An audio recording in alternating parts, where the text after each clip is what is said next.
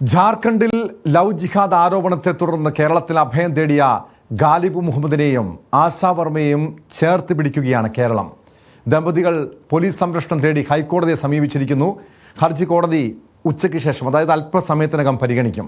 അതേസമയം കേരള പോലീസ് നിയമതടസ്സം അറിയിച്ചിട്ടും കള്ളക്കേസെടുത്ത് ആശയെ മാത്രമായി നാട്ടിലേക്ക് തിരികെ കൊണ്ടുപോകാൻ കേരളത്തിൽ തുടരുകയാണ് ജാർഖണ്ഡ് പോലീസ്.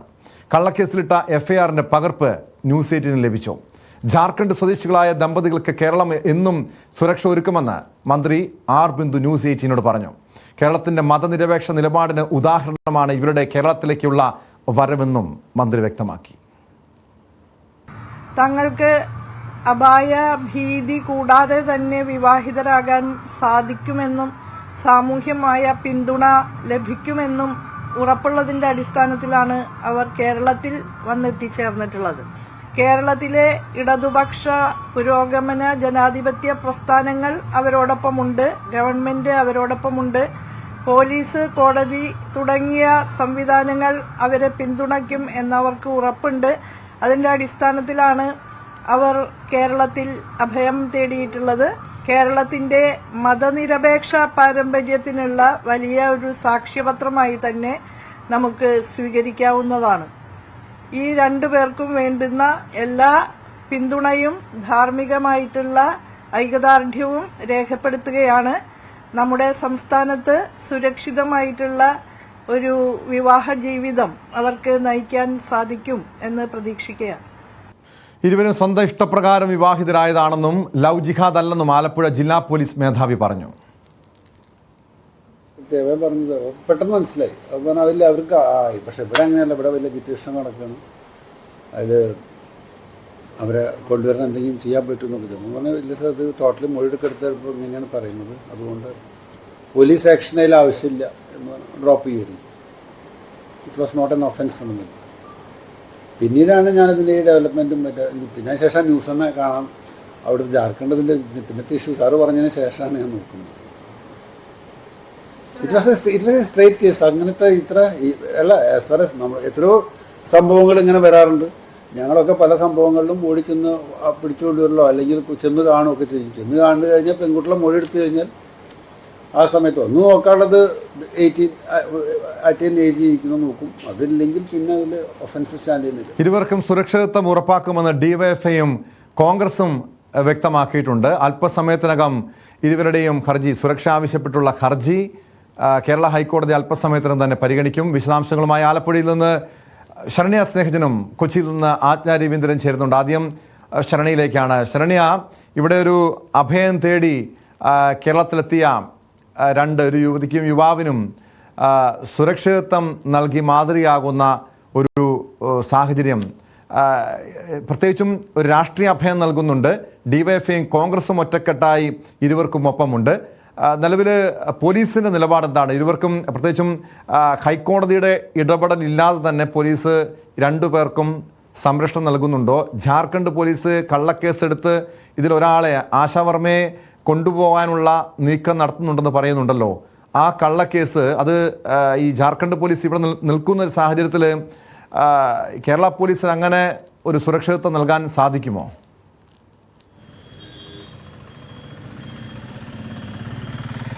ടോമ, ഈ കേസുമായി ബന്ധപ്പെട്ട ഏറ്റവും നിർണായകമായ സ്ഥലമായ കായംകുളം പോലീസ് സ്റ്റേഷന് മുന്നിലാണ് ഞാനുള്ളത്. ഇവിടെ നിന്നാണ് ഇത്തരത്തിൽ നമ്മളിപ്പോൾ സംപ്രേഷണം ചെയ്തുകൊണ്ടിരിക്കുന്ന, നമ്മൾ അഭിമാനത്തോടു കൂടി പറയുന്ന ദ റിയൽ കേരള സ്റ്റോറി എന്ന നമ്മുടെ സ്റ്റോറി തുടങ്ങുന്നത് ഇവിടെ നിന്നാണ്. ഈ ആലപ്പുഴയിലേക്ക് എത്തിയ കേരളത്തിൻ്റെ മതേതര വിശ്വാസങ്ങൾ, അത്തരം മതേതര മൂല്യങ്ങളിൽ അടിയുറച്ച് വിശ്വസിച്ചുകൊണ്ട് എത്തിയ രണ്ട് ചെറുപ്പക്കാരായ യുവതി യുവാക്കൾ ഇവിടെ എത്തിയിരിക്കുന്നു. അവർക്ക് പൂർണ്ണമായൊരു സംരക്ഷണം നൽകുന്ന ഒരു അവസ്ഥയിലേക്ക് നമ്മുടെ നാട് മാറുന്നു. മറ്റെന്തെങ്കിലും രീതിയിലുള്ള ഒരു പ്രശ്നം അവർ അഭിമുഖീകരിക്കേണ്ടി വന്നാൽ തങ്ങൾ എല്ലാ പിന്തുണയും നൽകുമെന്ന് അറിയിച്ചുകൊണ്ടൊരു നാട് വരുന്നു എന്നുള്ള ഏറ്റവും സന്തോഷകരമായ നിമിഷങ്ങളിലൂടെയാണ് നമ്മൾ കടന്നു പോകുന്നത്.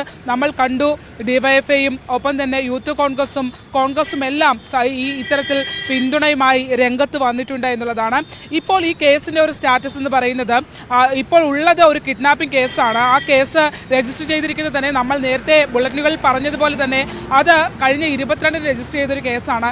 അതിനു മുമ്പ് തന്നെ 14 ഇവിടെ എത്തി ജാർഖണ്ഡ് പോലീസ് അവരുടെ മൊഴി രേഖപ്പെടുത്തി സ്വമേധയാ സ്വന്തം ഇഷ്ടപ്രകാരമാണ് വിവാഹിതരായതെന്ന് അവർ വ്യക്തമാക്കുകയും ചെയ്തതാണ്.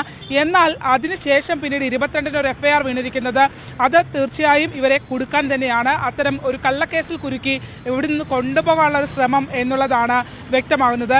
ടോം, ഞാനിപ്പോൾ ഉള്ളത് കുറച്ചുകൂടി ഈ നാടിനെ കുറിച്ച് വിശദീകരിക്കേണ്ടതുണ്ട്. ഇത് കായംകുളമാണ്, ആലപ്പുഴ ജില്ലയുടെ തെക്കേ അറ്റമായ കായംകുളത്താണ് ഞാനിപ്പോൾ ഉള്ളത്. ഈ സ്ഥലത്താണ് ഇവർ എത്തുന്നത്. അതായത് കായംകുളത്ത് തന്നെയുള്ള ഗൾഫിൽ ഈ ഗാലിബിനെ കൂടി ജോലി ചെയ്യുന്ന ഒരു സുഹൃത്ത് തന്നെ അത്തരമൊരു സുരക്ഷിതത്വം ഉറപ്പ് നൽകി ഇവിടെ ഒരു ഗയ എന്ന് പറഞ്ഞ അയാളുടെ സുഹൃത്ത് വഴി ബന്ധപ്പെട്ടാണ് ഈ ആളുകൾ ഈ ഗാലിബും ഒപ്പം തന്നെ ആശയും ജീവഭയത്തോടു കൂടി ഇവിടേക്ക് എത്തിയത്. നമുക്ക് കുറച്ച് ആളുകളെ കൂടി ഇവിടെ കാണേണ്ടതായുണ്ട് ടോം. നമ്മളോടൊപ്പം വിവിധ മേഖലകളിൽ നിന്ന് ഇവർക്ക് സംരക്ഷണവുമായി എത്തുന്ന കായംകുളത്തിൻ്റെ കേരളത്തിൻ്റെ യുവതി യുവാക്കൾ നമ്മളോടൊപ്പം ഉണ്ട്. ആദ്യം നമുക്ക് പരിചയപ്പെടുത്തേണ്ടത് ഈ ഗയെ തന്നെയാണ്. കാരണം ഗേ ആയിരുന്നു അവർക്ക് മുന്നിൽ ഏറ്റവും വലിയ ആദ്യം ഗേ എനിക്ക് തോന്നുന്നു ഒറ്റയ്ക്കായിരുന്നു അല്ലേ ഈ പോരാട്ടം ആരംഭിക്കുന്നത് അവരെയും കൊണ്ട്? അതെ അതെ, ഒറ്റയ്ക്കായിരുന്നു. ആദ്യം ആരെയും അറിയിച്ചിട്ടില്ലായിരുന്നു നമ്മൾ. കാര്യം ഇത് അങ്ങനെ അങ്ങ് പോകുമെന്നാണ് കരുതിയത്. പക്ഷേ ഇവരുടെ അച്ഛനെയും അമ്മയും അവരവിടെ ലോക്കപ്പിലിടുകയും 2-3 ദിവസം ലോക്കപ്പിൽ തന്നെ ആയിരുന്നു. അപ്പോൾ അവരെ വിട്ടു കൊടുക്കണമെങ്കിൽ ഇവൻ്റെ ലൊക്കേഷൻ അയച്ചു കൊടുക്കണമെന്ന് ഇവനോട് പറയുകയുണ്ടായി. ആ ഒരു രീതിയിലാണ് അവർ കേരളം വരെ എത്തിയത്. 14-ാം തീയതി വന്നു. അവർ ഇവരുടെ സ്റ്റേറ്റ്മെൻറ്റ്സും കാര്യങ്ങളും എല്ലാം എഴുതി എടുത്തുകൊണ്ട് പോയതാണ്. പിന്നെ അവർ വീണ്ടും അവരിങ്ങനെ ടോർച്ചർ ചെയ്തുകൊണ്ടിരിക്കുക. ഒരു തരത്തിലെന്നല്ല അവരെ ജാർഖണ്ഡ് പോലീസ് ഏറ്റവും അധികം ബന്ധപ്പെടുന്നതും ഗേ ആണല്ലേ? അതെ അതെ അതെ, അവിടുത്തെ SP ആണെങ്കിലും സബ് ഇൻസ്പെക്ടേഴ്സ് ഒക്കെ എന്നെ ബന്ധപ്പെട്ടിട്ടുണ്ടായിരുന്നു. രണ്ടുപേരുടെയും പശ്ചാത്തലം ഒന്ന് വിവരിക്കാമോ? ഇവർ ജാർഖണ്ഡിൽ ഞാൻ മനസ്സിലാക്കിയത് വെച്ച് ഒരുമിച്ച് സ്കൂളിൽ പഠിച്ച കാലത്തോട്ട് തുടങ്ങിയ പ്രണയമാണ്. അതെ, അങ്ങനെയാണ് പറഞ്ഞിരിക്കുന്നത്. പെൺകുട്ടി അങ്ങനെയാണ് വന്നപ്പോൾ പറഞ്ഞവർക്ക് ഒന്നിച്ച് ജീവിക്കണമെന്ന് പറഞ്ഞപ്പോഴാണ് നമ്മൾ ഇങ്ങനെ ഒരു ലവ് ജിഹാദിൻ്റെ പ്രശ്നം വരുമെന്ന് കണ്ടുകൊണ്ടാണ് ഞാൻ 2 രീതിയിലുള്ള വിവാഹം അങ്ങനെ നമുക്ക് ചെയ്യാമെന്നുള്ളൊരു ഡിസിഷനിലേക്ക് എത്തുന്നത്. അല്ല, ഈ പറഞ്ഞ ഇപ്പോൾ നിലവിലത്തെ സാഹചര്യത്തിൽ ആശയ്ക്കും ഗാലിബിനും പുറത്തേക്ക് വരാൻ കഴിയാത്തൊരു സാഹചര്യമാണ്. ഹൈക്കോടതി അവരുടെ ഹർജി പരിഗണിക്കാൻ പോകുന്നതും ഒക്കെ ഉള്ളൂ. നിയമപരമായ ചില തടസ്സങ്ങളും ഒക്കെ ഉണ്ട്. എങ്കിൽ പോലും ആശയ്ക്ക് ആശയുടെ വിശ്വാസപ്രകാരം ജീവിക്കാൻ കഴിയുന്നുണ്ടല്ലേ? ആശയ്ക്ക് ആശയുടെ വിശ്വാസപ്രകാരം തന്നെയാണ് ആശ വന്ന ദിവസം തൊട്ട് ജീവിക്കുന്നത്. ഗാലിബിന് അതിനകത്ത് യാതൊരു വിധത്തിലുള്ള ബുദ്ധിമുട്ടുകളോ കാര്യങ്ങളോ ഒന്നുമില്ല. അവർക്ക് ആസ് ആൻ ഇൻഡിവിജ്വൽ ഒന്നിച്ച് പോകണമെന്ന് മാത്രമേ ഉള്ളൂ. അല്ലാതെ മറ്റു തരത്തിലെ ജാതി രാഷ്ട്രീയപരമായിട്ടുള്ള യാതൊരു കാര്യങ്ങളും അവർക്കില്ല. വലിയ പ്രതിഷേധമാണ്, വലിയ ഭീഷണി, വളരെ വലിയ പ്രതിഷേധമാണ് നടന്നുകൊണ്ടിരിക്കുന്നത്. ഭീഷണിയാണ്. എന്തായാലും ഈ ഗയ തുടങ്ങി വെച്ചൊരു പോരാട്ടം നമ്മൾ ഓരോരുത്തരായി പകർന്ന് എടുത്തു എന്ന് തന്നെ പറയാം. ഒരുപക്ഷെ ന്യൂസ് 18നും അതിൻ്റെ ഭാഗമായി ആ ദീപശിഖ പകർന്ന് നമുക്ക് കൈമാറാനായി കഴിഞ്ഞിരിക്കുന്നു എന്നുള്ളതാണ്. ജെയിംസ് DYFIയുടെ ആലപ്പുഴ ജില്ലാ സെക്രട്ടറിയാണ്. ജെയിംസ്, DYFI അത്തരത്തിൽ ഇവിടെ കേരളത്തെ വിശ്വസിച്ചെത്തിയ 2 യുവതി, ഒരു പെൺകുട്ടിക്കും ആൺകുട്ടിക്കും ഇത്തരത്തിലൊരു സംരക്ഷണം നമ്മൾ ഉറപ്പുവരുത്തുകയാണ്. ജാർഖണ്ഡ് പോലീസ് കള്ളക്കേസിൽ ഉൾപ്പെടെ അവരെ കുരുക്കി ഇവിടുന്ന് കൊണ്ടുപോകാൻ ശ്രമിച്ചിട്ടുണ്ട്. എങ്ങനെയായിരിക്കും DYFI ഇതിനെ പ്രതിരോധിക്കുക? ഈ കേസിനെ നിയമപരമായി നേരിടാനുള്ള പ്രൊസീജിയർ ഇപ്പോൾ അവർ ആരംഭിച്ചിട്ടുണ്ട്. എന്തായാലും DYFI ഗവൺമെൻറ് തലത്തിലും നിയമപരമായുള്ള പോരാട്ടം ആരംഭിക്കും. ഇതിൻ്റെ കോടതി വിധി ഇന്ന് വന്നു കഴിഞ്ഞാൽ ഉടനെ തന്നെ മറ്റ് സംരക്ഷണത്തെ സംബന്ധിച്ച് DYFI ഏർപ്പെടുത്തും. രാവിലെ തന്നെ ന്യൂസ് 18നോട് ഞങ്ങൾ പറഞ്ഞതുപോലെ ഈ കേരളത്തിനകത്ത് അവർക്ക് ജീവിക്കാൻ അവർക്ക് സന്തോഷമാണെങ്കിൽ, നാട്ടിലേക്ക് തിരികെ പോകുന്നില്ലെങ്കിൽ, ഈ കേരളത്തിൻ്റെ മതനിരപേക്ഷ മനസ്സ് അവരെ ഏറ്റെടുത്തതാണ്. അവരെല്ലാം വിട്ട് ഒരു സിനിമാ കഥയെ പോലും വെല്ലുന്ന രൂപത്തിലേക്കാണ് ഇവിടെ ഓടിയെത്തിച്ചേരുന്നത്. അപ്പോൾ ഈ നാടിൻ്റെ ഒരു കേരള സ്റ്റോറി എന്ന് തന്നെ പറയുന്ന ഈ നാടിൻ്റെ എല്ലാവിധത്തിലുള്ള വൈവിധ്യങ്ങളും ഉൾക്കൊണ്ടുകൊണ്ട് ഈ നാട് ഏറ്റെടുത്തിരിക്കുകയാണ്. DYFI അവരെ ഏറ്റെടുക്കും. അവരുടെ എല്ലാവിധമായ സുരക്ഷയും ഉറപ്പാക്കി ഈ നാട്ടിൽ തന്നെ സ്വൈര്യമായി ജീവിക്കാനുള്ള എല്ലാ സൗകര്യങ്ങളും DYFI ഉറപ്പുവരുത്തും. ഇപ്പോൾ മിനിസ്റ്റർ R. ബിന്ദു തന്നെ പറഞ്ഞിരിക്കുന്നു അവർക്ക് കേരളം എല്ലാ സംരക്ഷണവും നൽകുമെന്ന് പറയുന്നു. ഒരുപക്ഷെ നമുക്ക് അത്ഭുതം തോന്നുമല്ലേ? ജാർഖണ്ഡിൽ നടക്കുന്ന പ്രക്ഷോഭങ്ങളൊക്കെ കാണുമ്പോൾ സ്വാഭാവികമായും 2 മതത്തിൽപ്പെട്ട 2 പേർ അവരുടെ സ്നേഹത്തിന് ഒരു വിലയുമില്ലാത്ത രീതിയിൽ മതം വലിയ തോതിൽ അവിടെ ഭ്രാന്തമായ രീതിയിൽ ഭരിക്കുന്ന ഒരു സാഹചര്യമാണ്. കേരളം വളരെ സുരക്ഷിതമായ ഒരു ഇടമാണെന്ന് തോന്നുന്നില്ലേ? തീർച്ചയായിട്ടും ഈ കേസുമായി അനുബന്ധമായി വന്നിട്ടുള്ള പ്രശ്നങ്ങളും എല്ലാം സൂചിപ്പിക്കുന്നത് രാജ്യത്ത് മതനിരപേക്ഷതയും പൗരാവകാശങ്ങളും സംരക്ഷിക്കുന്നതിൽ രാജ്യത്ത് ഒന്നാമത് കേരളം തന്നെയാണെന്ന് അടിവരയിടുകയാണ്. ഇതിനോടൊപ്പം തന്നെ ചേർത്ത് പറയേണ്ട ഒരു കാര്യം കൂടിയുണ്ട്. 81 അംഗ നിയമസഭയിൽ 56 അംഗങ്ങളുള്ള കോൺഗ്രസും അവിടുത്തെ ജാർഖണ്ഡ് മുക്തി മോർച്ചയും നേതൃത്വം കൊടുക്കുന്ന ഒരു ഗവൺമെൻറ് അവിടെയുണ്ട്. ആ ഗവൺമെൻറ് ഈ കാര്യത്തിൽ ഇത്തരം രാജ്യത്ത് മതപരമായ ധ്രുവീകരണങ്ങൾ ഉണ്ടാക്കാൻ പരിശ്രമിക്കുന്ന സംഘപരിവാറിനെതിരായി ശക്തമായ നിലപാട് പറയുന്നില്ല എന്നൊരു കാര്യം കൂടി നമ്മൾ. മാത്രമല്ല അവിടുത്തെ ഒരു നമ്മൾ ആ ദൃശ്യങ്ങളിലൊക്കെ കാണുമ്പോൾ അറിയാം, തെരുവിലിറങ്ങിയുള്ള ഒരു വലിയ പ്രതിഷേധമാണ്. ആശയം മാത്രം വിട്ടുകിട്ടിയാൽ മതി എന്ന് പറയുന്നുണ്ട്. ഒരുപക്ഷെ ആ പ്രതിഷേധം കണ്ടാൽ ആ പെൺകുട്ടി അവിടെ സുരക്ഷിതമാകുമെന്ന് തോന്നുന്നുണ്ടോ? അവിടെ ഒരിക്കലും സുരക്ഷിതമല്ല എന്ന് തന്നെ ഇവർ പറയുന്നുണ്ട്. തിരിച്ചു ചെന്നാൽ അവരുടെ ജീവന് പോലും അപകടമാണ് എന്ന് അവർ സൂചിപ്പിക്കുന്നുണ്ട്. അതുകൊണ്ട് തന്നെ ഈ രാജ്യത്തെ ഏറ്റവും സുരക്ഷിതമായ ഇടമാണ് അവരുടെ പ്രണയ സാഫല്യത്തിന് വേണ്ടി അവർ തിരഞ്ഞെടുത്തിട്ടുള്ളത്. അതാണ് അത്. വ്യത്യസ്ത രാഷ്ട്രീയ പാർട്ടികൾ അവരുടെ നിലപാടുമായി രംഗത്ത് വന്നു. യുവജന സംഘടനകളാണ്. ഇതിൽ യൂത്ത് കോൺഗ്രസിന്റെ കൂടി ഭാരവാഹിയാണ്. നിങ്ങളുടെ നിലപാട് എന്താണ് ഈ വിഷയത്തിൽ? തീർച്ചയായിട്ടും ഈ വിഷയം നമ്മുടെ ശ്രദ്ധയിലേക്ക് പെടുന്നത് ന്യൂസ് 18-ന്റെ വാർത്ത വന്നതിന് ശേഷമാണ്. ആ സമയം മുതൽ എല്ലാവരുമായിട്ടും നമ്മൾ ഈ വിഷയം ചർച്ച ചെയ്യുന്നുണ്ടായിരുന്നു. യൂത്ത് കോൺഗ്രസിൻ്റെ സംസ്ഥാന പ്രസിഡന്റുമായിട്ട് ഈ വിഷയം സംസാരിച്ചിരുന്നു. കായംകുളത്താണ് അവർ എത്തപ്പെട്ടപ്പോൾ മുതൽ നമ്മുടെ പ്രാദേശികമായിട്ടുള്ള ഞങ്ങളുടെ പ്രവർത്തകരെല്ലാവരും അവിടെ എത്തുകയും വേണ്ട പിന്തുണ എല്ലാം അറിയിക്കുകയും ചെയ്തു. ഇവിടെ ഏറ്റവും പ്രധാനപ്പെട്ടൊരു കാര്യം, കുറേ കാലമായി ഈ മറ്റ് ഉത്തർപ്രദേശ് പോലെയുള്ള അല്ലെങ്കിൽ നോർത്ത് മേഖലകളിൽ നിന്നൊക്കെ അവിടുത്തെ പൊതുജനങ്ങൾക്ക് കൊടുക്കുന്ന ഒരു നരേറ്റീവ് എന്താണെന്ന് ചോദിച്ചു കഴിഞ്ഞാൽ, കേരള സ്റ്റോറി എന്ന് പറയുന്നൊരു സിനിമ പ്രദർശിപ്പിച്ച് അത്തരത്തിലുള്ള സംഭവവികാസങ്ങൾ ഇവിടെ സംഭവിക്കുന്നു എന്നുള്ള തെറ്റായ വ്യാഖ്യാനം ഉണ്ടാക്കാൻ വേണ്ടിയിട്ടുള്ള ശ്രമങ്ങൾ നടക്കുന്നുണ്ട്. അപ്പോൾ പലയിടത്തും നമ്മൾ ഡൽഹിയിലൊക്കെ പല സമയത്തൊക്കെ പോകുമ്പോൾ ആളുകളുമായി സംസാരിക്കുമ്പോൾ ഇവിടെ നിരന്തരമായി ഇങ്ങനെയുള്ള സംഭവങ്ങൾ ഉണ്ടാവുന്നുണ്ടോ എന്നുള്ള സംശയ ദൃഷ്ടിയിലാണ് അത്തരമൊരു ക്യാമ്പയിനാണ് അവിടെ നടക്കുന്നത്. പക്ഷേ രാജ്യത്ത് തന്നെ ഉയർത്തിക്കാട്ടാൻ കഴിയുന്ന ഒരു മാതൃകയായിരിക്കും ഈ ജാർഖണ്ഡ്. അതെ. അപ്പോൾ ഞങ്ങൾക്കിവിടെ പറയാനുള്ളത്, ഇപ്പോൾ അവിടെ തിരക്കുമ്പോൾ ഞങ്ങൾക്ക് അറിയാൻ കഴിയുന്ന ഒരു അവിടെ തിരക്കിയപ്പോൾ അറിയാൻ കഴിഞ്ഞ ഈ ഗലീബ് എന്ന് പറയുന്ന ആളുടെ പിതാവും മാതാവും ആ പ്രദേശത്തു നിന്ന് വിട്ടുപോയിരിക്കുകയാണ്. അപ്പോൾ അവരെ കണ്ടെത്തി ഇവിടെ എത്തിച്ചാൽ പിതാവിനും മാതാവിനും കൂടി സുരക്ഷിതമായി ഇവിടെ താമസിക്കാൻ കഴിയുന്ന എല്ലാ സൗകര്യവും ഞങ്ങൾ ചെയ്തു കൊടുക്കും. അവരെ കൂടി സ്വീകരിക്കുന്ന നിലപാട്. കാരണം അവിടെ ഇപ്പോൾ പ്രിയപ്പെട്ട സുഹൃത്ത് പറയുകയുണ്ടായി, അപ്പോൾ അവിടുത്തെ ഒരു പ്രാദേശികമായ ഹിന്ദു സംഘടനകൾ നടത്തുന്ന പ്രതിഷേധമാണത്. അത് തീർച്ചയായിട്ടും ഗവൺമെൻറ് ശ്രദ്ധയിലും പെടുത്തേണ്ടതുണ്ട്. അത് തുടർന്നുള്ള ദിവസങ്ങളിൽ അത്തരത്തിലുള്ള ശ്രമങ്ങളും കൂടി ഞങ്ങൾ നടത്തുന്നു അറിയിക്കുകയാണ്. അതാണ് ഇതിലെ ഈ കേസിനകത്ത് ഏറ്റവും പ്രധാനപ്പെട്ടത് കായംകുളം പോലീസിലെ ഉദ്യോഗസ്ഥർ സ്വീകരിച്ച നിലപാടായിരുന്നു. കായംകുളം കായംകുളം എസ് ഐ ഉൾപ്പെടെയുള്ള ഈ 13-ാം തീയതി ഞാൻ എസ് ഐയെ വന്ന് കണ്ടിട്ട് ഈ കാര്യങ്ങളെല്ലാം പറഞ്ഞപ്പോൾ പുള്ളിക്കാരനെടുത്തൊരു നിലപാടിന്റെ പുറത്താണ് ഇത്രയും ഇതെത്തിയത്. ഇല്ലെങ്കിൽ അന്നേ പുള്ളിക്ക് ഇവരെ പറഞ്ഞു വിടായിരുന്നു. പക്ഷെ പുള്ളി ആ സ്ട്രോങ് ആയിട്ടുള്ള ഒരു സ്റ്റെപ്പ്, ഒരു ഇനിഷ്യേറ്റീവ് പുള്ളിയുടെ ഭാഗത്തു നിന്നാണ് ഇനിഷ്യലി ഉണ്ടായിരിക്കുന്നത്. ഓരോ ഘട്ടവും ഇതിനെ ഫേസ് ചെയ്ത ഒരാളാണ്. അവരുടെ ബന്ധുക്കൾ വരുന്നു, ഈ പെൺകുട്ടിയെ വിട്ടുകിട്ടണമെന്ന് അവർ ആവശ്യപ്പെടുന്നു, ഇവിടെ വരുന്നു കാര്യങ്ങൾ. അതിന്റെ ഓരോ ഘട്ടവും എങ്ങനെയാണ് ഫേസ് ചെയ്തത്? 9-ാം തീയതി തൊട്ട് ഇവർ നമ്മുടെ നാട്ടിലുണ്ട്. അതുവരെ അനക്കമൊന്നുമില്ലായിരുന്നു. പലയിടങ്ങളിൽ അവരുടെ നാട്ടിൽ വ്യാപകമായിട്ടുള്ള പ്രതിഷേധങ്ങളുണ്ടെങ്കിലും കേരളത്തിലോട്ട് അതിൻ്റെ അവർ ഊഹിക്കുന്നില്ല, അല്ലെങ്കിൽ അവർ ചിന്തിക്കുന്നില്ല ഇവിടെ വരെ അവർ എത്തപ്പെടും, ഇല്ലെങ്കിൽ അതിനൊരു സോഴ്സ് എന്തോ അങ്ങനൊരു ചിന്ത അവർക്കില്ല. അപ്പോൾ ഇതെല്ലാം കഴിഞ്ഞ് 13-ാം തീയതി ഈ ലൊക്കേഷൻ അയച്ചു കൊടുത്തതിന് ശേഷമാണ് ഇവരെല്ലാവരും കൂടെ ഫ്ലൈറ്റ് മാർഗം നമ്മുടെ കൊച്ചിയിലെത്തി ഇങ്ങോട്ടേക്ക് വരുന്നത്. ഇവിടെ വന്ന് ഞാനത് ശരിക്കും പറഞ്ഞാൽ ഈ ഗാലിബിനൊപ്പം UAE ജോലി ചെയ്യുന്ന ആൾ കായംകുളം സ്വദേശിയാണ്. ജോലി ചെയ്യുന്ന കുറച്ച് സുഹൃത്തുക്കളുണ്ട്. അവർ കുറേ പേരെ റെഫർ ചെയ്തു. ലാംഗ്വേജ് ഒരു പ്രോബ്ലം ആണ്. അപ്പം ഹിന്ദി അത്യാവശ്യം നന്നായിട്ട് കൈകാര്യം ചെയ്യുന്നവർക്ക് മാത്രം അവർ കുറേ പേരെ അപ്രോച്ചും ചെയ്തിരുന്നു. കോമൺ ഫ്രണ്ട്സുമാണ്. ഞങ്ങൾ കോമൺ ഫ്രണ്ട്സ് ആയിരുന്നു. പക്ഷേ ആ ഒരു ടൈമിൽ നമുക്ക് അത്ര ഒരു കോണ്ടാക്ട് ഇല്ല. അപ്പോൾ അവർ റെഫർ ചെയ്തിട്ടുണ്ടായിരുന്നു കുറച്ച് സീനിയർ ലോയേഴ്സിനെ. പക്ഷെ അവരാരും ഇത് അങ്ങോട്ട് ലാംഗ്വേജ് ഒരു ഇനിഷ്യൽ ഒരു ബാരിയർ ആണല്ലോ എപ്പോഴും സംസാരിക്കാൻ.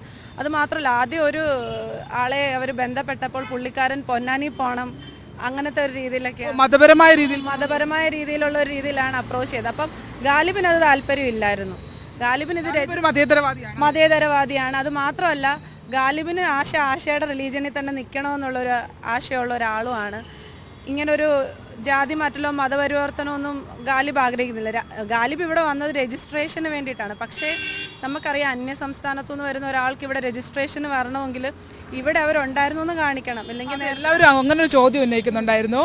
അതായത് എന്തുകൊണ്ട് ഇവര് ഒരു മതവിഭാഗത്തിന്റെ ഇതായി വന്നു, അല്ലാതെ അവർക്ക് രജിസ്റ്റർ ചെയ്യാമായിരുന്നല്ലോ വിവാഹം എന്നൊരു ചോദ്യം. ആ നാട്ടിൽ രജിസ്റ്റർ ചെയ്യണമെങ്കിൽ നമുക്കറിയാം ഒരു രജിസ്ട്രേഷന് വേണ്ടിയിട്ടുള്ള എന്തൊക്കെയാണ് അതിൻ്റെ കാര്യങ്ങൾ, അതിൻ്റെ പ്രൊസീജിയേഴ്സ്, അല്ലെങ്കിൽ അതിന് എന്തൊക്കെയാണ് കാര്യങ്ങൾ വേണ്ടതെന്നുള്ളത് അവർക്കറിയാം. ആദ്യം നോട്ടീസ് ഇഷ്യൂ ചെയ്യുക. അപ്പോൾ അവരുടെ വീട്ടുകാരറിയുമ്പോൾ ഇതിൽ കൂടുതൽ പ്രശ്നം അവർക്കുണ്ടാവും. അവരുടെ നാട്ടിൽ അവർക്കത് ചെയ്യാൻ പറ്റത്തില്ല. അപ്പോൾ അവർക്ക് അവിടുന്ന് മാറി നിൽക്കുക എന്നുള്ളതേ ഉള്ളൂ. അപ്പോൾ ഇവിടെ വന്നത് രജിസ്ട്രേഷൻ ചെയ്യാൻ സ്പെഷ്യൽ മാരേജ് ആക്ട് പ്രകാരം ചെയ്യണമെങ്കിൽ ഗാലിബ് 1 മാസത്തോളം ഇവിടെ നിന്നെങ്കിലേ പറ്റത്തുള്ളൂ. അല്ലെങ്കിൽ 6 മാസമെങ്കിലും നമ്മുടെ നാട്ടിലുണ്ടെന്നത് കാണിക്കത്തക്ക വിധം എന്തെങ്കിലും ഒരു പ്രൂഫ് ഉണ്ടാക്കണം. പക്ഷെ പെട്ടെന്ന് ഇവരിങ്ങനെ വരുമ്പോൾ നമുക്ക് ആ ഒരു സാഹചര്യത്തിൽ അത് അറേഞ്ച് ചെയ്ത് കൊടുക്കാനും പറ്റത്തില്ല. അവരുടെ നാട്ടിൽ ഇങ്ങനെ ഒരു കാര്യം നടക്കുന്ന സമയത്ത് നമുക്ക് പെട്ടെന്നൊരു വിവാഹം നടത്തുക എന്നല്ലാതെ, അപ്പം മതപരമായിട്ടുള്ള രീതികളിൽ നടത്തുവാണെങ്കിൽ അത് റെക്കോർഡിക്കലി വരുന്നില്ലെങ്കിലും അവർ വിവാഹിതരാണല്ലോ. കസ്റ്റംസ് അനുസരിച്ച് അവർ ഭാര്യ ഭർത്താക്കന്മാരാണ്. അതിനൊരു രജിസ്റ്റർ ചെയ്ത് കിട്ടേണ്ട രീതിയിലുള്ള കല്യാണവും നടന്നു. ഞാൻ അതാണ് നമ്മൾ ഈ ആശയെ കണ്ടപ്പോൾ ശ്രദ്ധിച്ചത്. ആശ അണിഞ്ഞിരിക്കുന്നത് മംഗൾസൂത്രമാണ്. അതായത് ഹിന്ദു മതാചാര പ്രകാരമുള്ള താലിയാണ് ആശ അണിഞ്ഞിരിക്കുന്നത്, സിന്ദൂരം അണിഞ്ഞ്. നമ്മൾ ആശയെ കാണുമ്പോൾ ആശയുടെ മതത്തിൽ വിശ്വസിച്ച് ആ രീതിയിലുള്ള ഒരു മാരേജിൽ വിശ്വസിച്ച് നിൽക്കുന്ന ഒരാളായിട്ടാണ് ആശയെ കാണുന്നത്. ആണ് അങ്ങനെ ആശയുടെ മതത്തിൽ തന്നെയാണ്. ആശയ്ക്ക് വന്നപ്പോൾ തൊട്ടേ അമ്പലം മന്ദിർ പോകണമെന്ന് പറഞ്ഞിട്ട് ഭയങ്കര അങ്ങനെയൊക്കെയുള്ള കാര്യങ്ങളായിരുന്നു. ഗാലിബും ഇവർ ഒരുമിച്ച് പോവുകയും ചെയ്തു. അടുത്തുള്ള ദേവീക്ഷേത്രങ്ങളിലെല്ലാം അവരെ ഞാൻ കൊണ്ടുപോവുകയും ചെയ്തിട്ടുണ്ട്. അതാണ് ഇതിൽ ഏറ്റവും പ്രധാനമായി ആരോപിക്കപ്പെട്ട ഒരു കാര്യം. എന്തുകൊണ്ട് ഇവര് ഇത്തരത്തിൽ ഒരു മതവിഭാഗത്തിന്റെ ഭാഗമായി നിന്ന് വിവാഹത്തിലേക്ക് പോയി എന്നുള്ള ചോദ്യമാണ്. അതിനുള്ള മറുപടിയാണ് ഗയ നമ്മളോട് പങ്കുവച്ചത്. അതിനുള്ള ലിമിറ്റേഷൻസ് ആണ് അവർ പങ്കുവച്ചത്. മാത്രമല്ല ഇവര് ഇവിടേക്ക് എത്തുന്നത് 9-ാം തീയതിയാണ്. 14-ാം തീയതി ഇവരുടെ ഫാമിലി അവിടെ നിന്ന് ഇങ്ങോട്ട് കായംകുളത്തേക്ക് വരുന്നു എന്നുള്ള വിവരം കൂടി ലഭ്യമായി. അതോടുകൂടി എങ്ങനെയും വിവാഹിതരാകണം എന്നുള്ള ഒരു തിടുക്കത്തിലുള്ള ഒരു നീക്കം ഇപ്പൊ കായംകുളം നഗരസഭയിൽ കാര്യം അവരുടെ വീട്ടുകാർക്ക് ഇവര് കല്യാണം കഴിച്ച പിക്ക് വേണമെന്ന് പറഞ്ഞു. അപ്പൊ അതുകൊണ്ടാണ് നമ്മൾ എടിപിടിയിൽ നിന്ന് ഇങ്ങനെ ഒരു കല്യാണമാണേലും അറേഞ്ച് ചെയ്തത്. പെൺകുട്ടിയുടെ വീട്ടുകാർ ഒരു വിഷയമേ അല്ലായിരുന്നു. ആദ്യം അതൊരു വിഷയമേ അല്ലായിരുന്നു. പെൺകുട്ടിയുടെ വീട്ടുകാർ 14-ാം തീയതി ഇവിടെ വന്ന് അവർക്ക് പ്രശ്നമില്ലാതെ പോയതാണ്. പിന്നീട് കുറച്ച് പൊളിറ്റിക്കൽ പാർട്ടീസ് അതൊരു രാഷ്ട്രീയ വിഷയമാക്കി മാറ്റിയെടുത്തതാണ് ഈ കാര്യങ്ങളെല്ലാം. എന്ത് തോന്നുന്നു ഇത്തരത്തിലുള്ള ഒരു 2 പേരുടെ സ്നേഹത്തിന്മേൽ ഒരു മതം അല്ലെങ്കിൽ അതിനെ രാഷ്ട്രീയ പാർട്ടികൾ ഒരു മതത്തെ ഉപയോഗിക്കുമ്പോൾ എന്താണ് തോന്നുന്നത്? പ്രത്യേകിച്ച് കായംകുളം മേഖലയുടെ ചുമതലയുള്ള ഒരു ഡിവൈഎഫ്ഐയുടെ ഭാരവാഹി കൂടിയാണ്. ഇവിടെ അവർ 9-ാം തീയതിയാണ് ഇവിടെ എത്തിച്ചേർന്നെന്നുള്ളത് പറഞ്ഞു കഴിഞ്ഞു. നിങ്ങളുടെ നാട്ടിലാണ് വന്നേക്കുന്നത്? അതെ, 14-ാം തീയതിയാണ് അവർ 2 പേരുടെയും സമുദായ പ്രകാരം അവർ വിവാഹം കഴിച്ചു കഴിഞ്ഞു. പക്ഷെ അതിന് കഴിഞ്ഞ ദിവസമാണ് ഈ വിഷയം നമ്മുടെ ശ്രദ്ധയിൽപ്പെടുന്നത്. അപ്പോൾ അതിനെ തുടർന്ന് നമുക്കറിയാൻ അവരെ കോൺടാക്ട് ചെയ്തിരുന്നു. അഡ്വക്കേറ്റ് ഗേയുമായി ബന്ധപ്പെട്ടിട്ട് നമ്മൾ അവരെ കോൺടാക്ട് ചെയ്തു. അവർക്ക് വേണ്ട പിന്തുണ എല്ലാം ഡിവൈഎഫ്ഐ കായംകുളത്തെ ബ്ലോക്ക് കമ്മിറ്റി എന്ന രൂപത്തിൽ നമ്മൾ പ്രഖ്യാപിച്ചു കഴിഞ്ഞു. അപ്പോൾ കഴിഞ്ഞ ദിവസം ഈ പറഞ്ഞതുപോലെ 14-ാം തീയതി അവരുടെ ഈ പെൺകുട്ടിയുടെ ബന്ധുക്കൾ ഇവിടെ എത്തിയിട്ടുണ്ടായിരുന്നെങ്കിലും അവർക്ക് ഈ പറയുന്നത് പോലെ ഈ പെൺകുട്ടിക്ക് അവരുടെ കൂടെ പോകാൻ കഴിയില്ല എന്നുള്ള കാര്യങ്ങളെല്ലാം പറഞ്ഞിട്ടും ഇവർ തിരികെ പോയിട്ട് വീണ്ടും ഈ ഇപ്പോൾ വക്കീൽ സൂചിപ്പിച്ചതുപോലെ മറ്റ് പൊളിറ്റിക്കൽ പാർട്ടീസിന്റെ ഇടപെടൽ മൂലമാണ് അവർ ഇട്ടേക്കുന്ന എഫ്ഐആർ 22-ന് കിഡ്നാപ്പിംഗ് കേസാണ് എടുത്തിരിക്കുന്നത്. ഇവർ 14-ാം തീയതി മൊഴി എടുത്തു. അപ്പോൾ നമ്മളുടെ ഇതിനകത്ത് ഇമ്പോർട്ടന്റ് ആയിട്ട് സ്റ്റേറ്റ് ചെയ്യാനുള്ള ഒരു കാര്യം എന്ന് വെച്ചാൽ ഇവർ ഈ കിഡ്നാപ്പിംഗിന്റെ എഫ്ഐആറുമായിട്ട് ഇവിടെ വന്ന സമയത്ത് SP വിളിച്ചു പറഞ്ഞതിനനുസരിച്ച് ഇവിടുത്തെ പോലീസുകാർ പെൺകുട്ടിയുടെ മൊഴി രേഖപ്പെടുത്തിയിരുന്നു. മൊഴി രേഖപ്പെടുത്തിയതിനകത്ത് കിഡ്നാപ്പിംഗ് അല്ല, ആ എഫ്ഐആർ ഇനി തുടരത്തില്ല, സ്റ്റാൻഡ് ചെയ്യത്തില്ല. ആ ഒരു ഘട്ടത്തിലാണ് ഇവർ അതിന്റെ തൊട്ട് പിറ്റേ ദിവസം ഈ വാറണ്ടുമായിട്ട് വരുന്നത്. അതിന്റെ ആ ഒരു അടിസ്ഥാനം എനിക്ക് മനസ്സിലാവാത്തത്. അങ്ങനെ നമുക്ക് ഇവിടുന്ന് വിട്ടുകൊടുക്കാൻ പറ്റുമോ അവരെ? നമ്മുടെ രാജ്യത്തൊരു നിയമവ്യവസ്ഥ നിലനിൽക്കുന്നുണ്ട്. ആ നിയമവ്യവസ്ഥയ്ക്കനുസരിച്ച് പ്രായപൂർത്തിയായ ആളുകൾക്ക് വിവാഹം കഴിക്കാനും ഒരുമിച്ച് ജീവിക്കാനുമുള്ള എല്ലാ സാഹചര്യങ്ങളും. അത് മതം ഒരു മാനദണ്ഡമൊന്നുമല്ല. അപ്പോൾ ഇവിടെ സൂചിപ്പിച്ചതുപോലെ ഒരു ജാർഖണ്ഡ് പോലീസ് നിയമവിരുദ്ധമായി വന്ന ആളുകളെ കൂട്ടിക്കൊണ്ടുപോകാൻ നിൽക്കുന്നു. അവിടുത്തെ ഒരു ഗവൺമെൻറ് ഇത് നോക്കൂത്തിയായി നിൽക്കുന്നു.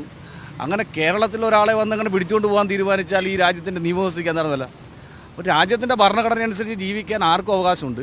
ഇവിടെ ജാർഖണ്ഡ് പോലീസ് അല്ലെങ്കിൽ ആര് വന്നാലും വിട്ടുകൊടുക്കാൻ ഡിവൈഎഫ്ഐ ഇല്ല. അവർക്ക് പൂർണ്ണ സുരക്ഷ ഒരുക്കി ഈ നാടിനകത്ത് അവരെ സംരക്ഷിക്കുക തന്നെ ചെയ്യുക. അതിനകത്ത് ഒരു വിട്ടുവീഴ്ചയില്ല. അവിടെ നടക്കുന്ന പ്രക്ഷോഭങ്ങളൊക്കെ കണ്ടിരുന്നു സോഷ്യൽ മീഡിയയിലൊക്കെ. ആ പ്രക്ഷോഭങ്ങൾ നമ്മുടെ രാജ്യത്ത് സംഘപരിവാറും RSSും എന്തുമാത്രം ഭീകരമാണെന്ന് തെളിയിക്കുന്ന പ്രക്ഷോഭങ്ങളാണ് ഉയർന്നു വരുന്നത്.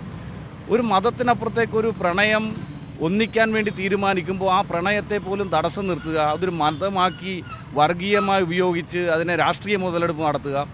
ഈ രാജ്യത്ത് പ്രണയത്തിനും സ്നേഹത്തിനും ഒരു വിലയില്ലേ?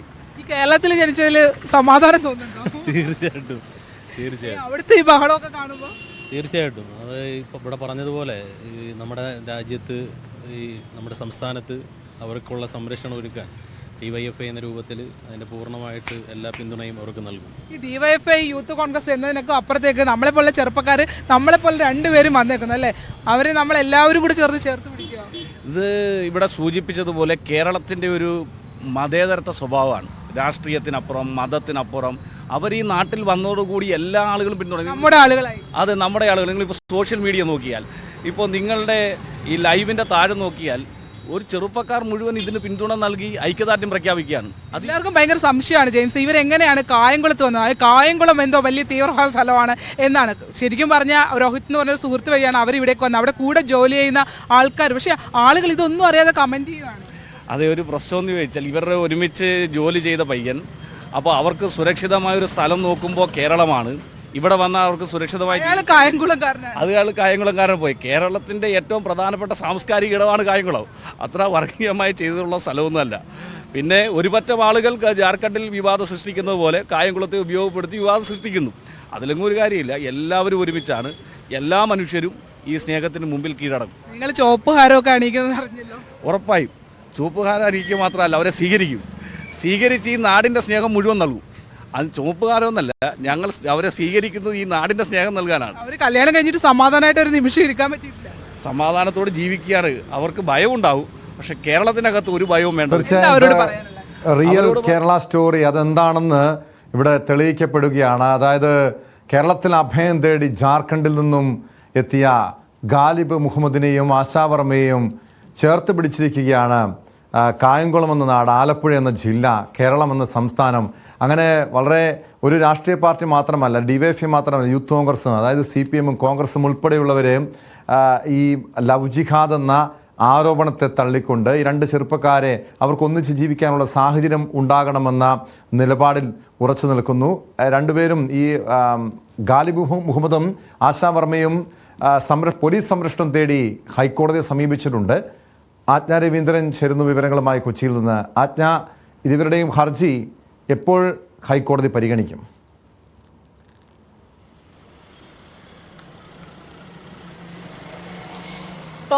ജസ്റ്റിസ് CS ഡയസിന്റെ ബെഞ്ചാണ് ഈ കേസ് പരിഗണിക്കുന്നത്. കേസ് ഇതുവരെയും എടുത്തിട്ടില്ല, റുട്ടീൻ കേസുകൾ നടത്തുന്നുള്ളൂ. എങ്കിലും അടിയന്തര പ്രാധാന്യത്തോടു കൂടി കേസ് പരിഗണിക്കണം, ഇന്ന് തന്നെ പരിഗണിക്കണം എന്നുള്ള തരത്തിലാണ് ഹർജി ഫയൽ ചെയ്തിരിക്കുന്നത്. അങ്ങനെയാണ് അഡ്വക്കേറ്റ് ശ്രാവണാണോ ഇവരുടെ അഭിഭാഷകനായി കോടതിയിലുള്ളത്.